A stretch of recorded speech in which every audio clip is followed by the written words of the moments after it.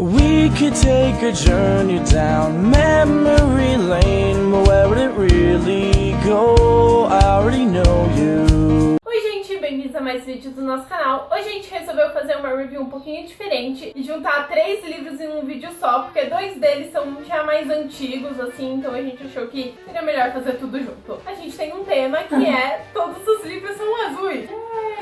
Por quê? A gente não sabe também. E coincidentemente, esse mês de novembro também é conhecido como Novembro Azul, igual mês passado a gente fez a tag do Outubro Rosa, que era de um mês de conscientização contra o câncer de mama. Esse mês é conscientização contra o câncer de próstata. Então, coincidentemente, a gente está fazendo uma resenha de livros azuis. Bom, então nesse vídeo a gente vai falar de Os Dois Mundos de Astrid Jones, Ela Não É Invisível e Por Lugares Incríveis. Caso vocês só tenham interesse em uma dessas resenhas, a gente vai deixar aqui na descrição os horários certinhos de cada um. O primeiro livro que a gente vai falar é Os Dois Mundos de Astrid Jones, da A.S. King. Esse livro conta a história da Astrid. Ela mora numa cidade daquelas bem pequenininhas, que é bem preconceituosa, as pessoas julgam todo mundo. Ela tá num momento que ela era bem próxima da irmã dela, agora ela já não é tanto. A mãe dela é meio que um saco e julga ela demais. E o pai dela é drogado. Mas ela tá com esses problemas e além de tudo isso, ela também tá questionando muito a sexualidade dela. E numa cidadezinha pequena e preconceituosa, isso tá sendo meio que um desafio pra ela. A única forma que ela vê de se sentir meio que melhor é ela sentar lá no quintal da casa dela e ficar olhando os aviões passar e mandar amor pros passageiros que estão lá no avião. A justificativa dela é que meio que nesse meio que ela vive não tem ninguém pra quem ela dá o amor dela, então ela vai mandar pra eles pra ver se eles fazem melhor proveito. Uma coisa que eu normalmente não gosto em livros é quando eles quebram a história pra colocar, tipo, outras coisas aleatórias no livro, aquela coisa que a gente sabe que aconteceu em Fangirl com Simon Snow, sabe? Enfim, isso é uma coisa que normalmente não me agrada, porém esse livro tem isso e foi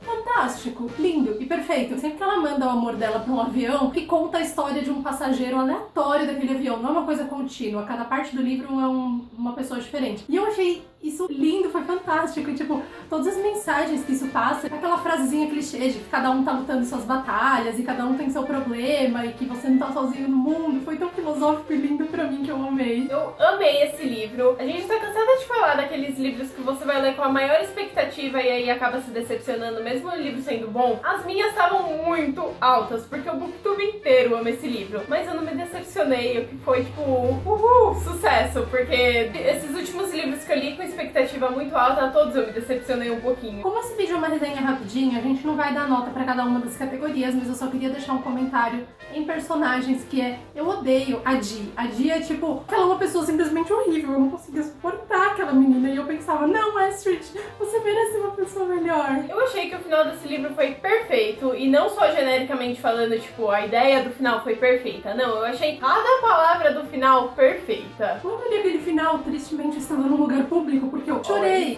e queria abraçar todo mundo que tava ao meu redor. Foi um dos finais mais lindos que eu já li, de verdade. Eu amei o final desse livro. Esse livro e O Casamento das Princesas tá junto com os melhores finais de 2015. Agora... Ponto pela linha Awards. Can we do this? O próximo livro que a gente vai falar é Ela Não É Invisível, do Mark Sedgwick. Esse livro conta a história da Lauren. Ela é filha de um autor famoso. Num determinado momento da vida dela, o pai dela tá fazendo uma pesquisa para um novo livro, mas ele desaparece. Ela tenta falar com a mãe dela, tipo, sabe, né, meu pai desapareceu. E a mãe dela tá tipo, a vida continua, um dia ele aparece de volta. E ela começa a ficar preocupada. E uma outra coisa sobre ela é que ela é deficiente visual, e o pai dela meio que pagava ela pra ela responder os e-mails dele. Quando ela tá fazendo isso, depois que ela já tá preocupada com o desaparecimento dele, ela recebe um e-mail de uma pessoa em Nova York, sendo que eles moram em Londres, falando que encontrou um caderno dele, e aí, tipo, isso só aumenta mais a preocupação dela. Ela resolve pegar o irmão dela, Benjamin, de 7 anos, e o bicho de pelúcia dele, que é um corvo, e eles viajam sozinhos pelos Estados Unidos. Ela, deficiente visual, um menino de 7 anos que ela levou basicamente pra ajudar a guiar ela, e um bicho de pelúcia pra procurar o pai dela. E a única pista que eles têm é o menino que achou o caderno dele. Eu tava muito curiosa pra saber como seria a narração desse livro, porque afinal, ela não tá vendo nada do que acontece em volta dela, e isso é o que consiste basicamente a narração de todos os outros livros. Mas eu achei que o autor desse livro não deixou nada a desejar. Ele descreve de outra forma, claro, mas tipo, você nem sente falta de alguma coisa que uma pessoa vidente poderia estar enxergando. Aliás, eu não sabia nada da sinopse desse livro, eu demorei até um bom tanto, assim, pra perceber, sabe? Isso porque a gente disse no nosso book haul, que era um livro de uma menina cega. Uma coisa que eu gostei bastante nesse livro, mas pode ser que nem todo mundo tenha gostado é as partes que falavam do caderno do pai dela, porque eu achava muito interessante. Eu imaginei. Eu achava muito interessante ver a teoria de... Eles falam bastante sobre coincidências e como as coincidências quase acontecem e a gente pensa que é uma coincidência, mas pra cada coincidência tem milhares de outras coisas que não aconteceram, então meio que é óbvio que fosse acontecer, sabe? Toda essa filosofia por trás das coincidências que eu pra mim, o mesmo. caderno inteiro do pai dela era tipo, bullshit. Uma coisa que eu não gostei nada nesse livro, apesar de eu ter gostado do livro em si, é o efeito Benjamin, que eles explicam que o irmão dela não pode tocar em nada eletrônico, porque tudo que ele toca para de funcionar. Eu não entendi, eu achei muito aleatório o que tava no livro, porque não é um livro de fantasia, não é um livro sobrenatural, é simplesmente um contemporâneo. Ficou muito aleatório pra mim lá, eu não entendi se isso existe de verdade. Por um momento eu fiquei em dúvida. Sério, eu simplesmente não entendi isso. Por que colocaram? Porque... Já vou te explicar, o que me leva ao meu próximo comentário. Pode terminar. Você vai falar que é só pra eles entrarem nos Estados Unidos? Exatamente. Porque pra mim isso não faz É sentido. tudo questão de plot. Isso foi o que mais me incomodou nesse livro. Coisas mais aleatórias e irreais acontecem simplesmente pra história se desenvolver. E o Benjamin foi uma dessas coisas. Eles precisavam passar pela imigração, sendo duas crianças ilegais. Vamos fazer o menino destruir todas as coisas e os policiais simplesmente deixarem eles passar. Porque o sistema não tá funcionando. Entrem aí, gente, no país. Estados Unidos, que é bem fácil de entrar. E não só isso, muitos detalhezinhos da história, pra mim, eram completamente irreais e só foram colocados lá pro plot poder se desenvolver. Eu gostei do mistério no decorrer do livro inteiro, só que eu achei que o final não foi muito bem aproveitado. Eu acho que o livro inteiro foi construindo uma tensão mais, pra, sei lá, pro final ser muito mais, chocante. Foi meio, né? No final do livro, deve ter sido na nota do autor ou alguma coisa assim, ele fala que cada primeira palavra de cada capítulo do livro forma uma frase. E eu fui lá ver e... Forma! É tipo a moral da história do livro. Amazing! Qualquer que seja a casa que ele merece 10 pontos. O próximo livro é Por Lugares Incríveis, É o da... menos azul de todos. eu ainda tenho dúvida se isso é verde. Eu vi o tweet do Vitor, do Geek Freak, que a pergunta do ano é: esse livro é de capa azul? Mas eu admito que se eu fosse ler ele na maratona, eu ia ficar em dúvida se ele é azul. Esse livro conta a história da Violet. Ela acabou de perder a irmã dela, tipo, um pouquinho menos de um ano. Então ela tá numa situação bem difícil, tentando superar. Ela era aquela menina popularzinha da escola, com vários amigos, e agora ela tá mais fechada.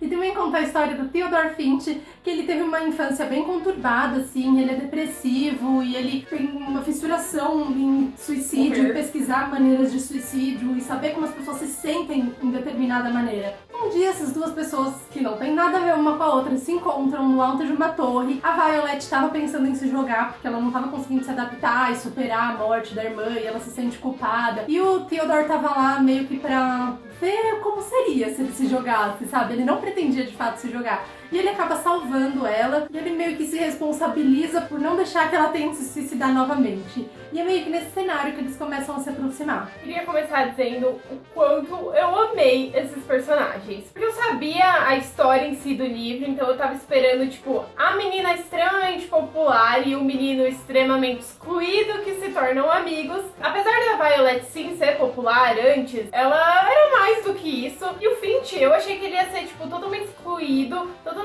depressivo, que ele ia ser daqueles... Ia ser até as pessoas ao redor dele iam ficar tristes, coisas assim. Porque na verdade ele era demais, ele era super engraçado. Realmente não era o personagem que eu tava esperando. E eu amei esses personagens. Eles têm aquela vontade de viver e de descobrir mais a vida. Então, assim, eles foram completamente diferentes do que eu esperava mesmo. Eu achei que ia ser uma coisa bem mais personagens pra baixo e não foi isso que aconteceu. Apesar deles terem seus momentos obscuros. Eu acho que minha nova crush é o Finch. Eles são adoráveis. Diferente de Ela Não É Invisível, que a gente acabou de falar, eu achei um livro completamente irreal. Pra mim, esse foi super real, foi super pé no chão. A maneira como ela trata transtornos mentais, assim, eu nunca tive um problema assim, mas é como eu imagino que seja mesmo. Eu entendi o que passava pela cabeça deles e por que eles eram assim e o que estava acontecendo. E um dia, principalmente o Finch, um dia ele estava muito bem, no outro dia ele não queria sair de casa e no outro dia ele estava bem de novo. Não sei, pra mim foi uma coisa muito real, assim. Dito isso, eu gostaria de dizer que o final pra mim foi muito real. Na verdade, eu tava esperando isso desde o começo do livro. Eu imaginei que não poderia mudar, tipo, ter um final diferente disso. Mas, ao mesmo tempo, não me fez perder o interesse pela história. Porque às vezes, quando eu sei o final final e já fico tipo, não quero mais ler, sabe? Apesar de serem tópicos pesados que o livro trata, a história flui muito bem, ela é muito leve, ela tem bastante senso de humor. Eu simplesmente amei esse livro. Eu só queria fazer um adendo antes da gente finalizar, porque eu queria dizer que até a nota da autora foi escrita de forma perfeita. Eu chorei. Eu quase chorei ainda na nota do Eu quero ler mais coisas dela. Então é isso pro nosso vídeo de hoje, espero que vocês tenham gostado. Se vocês já leram algum desses 3 livros, deixa aqui embaixo pra gente o que vocês acharam dele. Não esqueçam de dar like aqui no nosso canal. E a gente vai deixar nossas redes sociais aqui na descrição, incluindo o nosso Goodreads, que a gente por algum motivo nunca deixou ali na descrição, que agora a gente vai começar a deixar. Então até o nosso próximo vídeo. And there's no, whoa, oh, oh, oh, and there's no